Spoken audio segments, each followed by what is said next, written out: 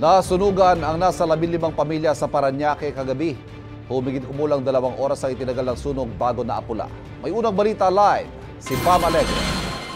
Pam! Ivan, sumiklab ang sunog kagabi dito sa Barangay San Dionisio, Parañaque. Ligtas ang mga residente pero hindi ang 6 na alagang aso.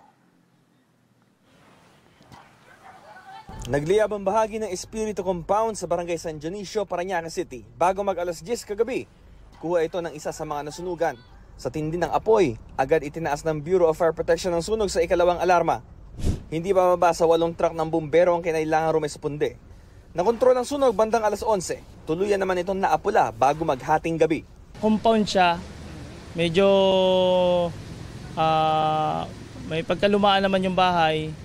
Kaya light material sa mga yung mga kisame, kaya madaling kumalat. Sa tansya ng Bureau of Fire Protection, 8 bahay ang natupok ng apoy. Apektado ang 10 hanggang 15 pamilya. Walang naiulat na sugatan o nasawi sa mga residente. Pero sa kasagsagan ng sunog, tumambad sa isa sa mga residente ang masamang balita. Hindi nakaligtas ang 6 nilang alagang mga aso na pawang mga nakatali ng maganap ang sunog. Nasa trabaho raw noon si Hilda at ang kanyang asawang stroke survivor ang naiwan sa kanilang bahay. Isang himala na raw na nakalabas pa siya ng bahay. Asawa ko lang yung natitira na iwan, buti nga nakalabas. Yan no, hindi makalakad yan. Tapos 6 na aso ko po wala, patay lahat.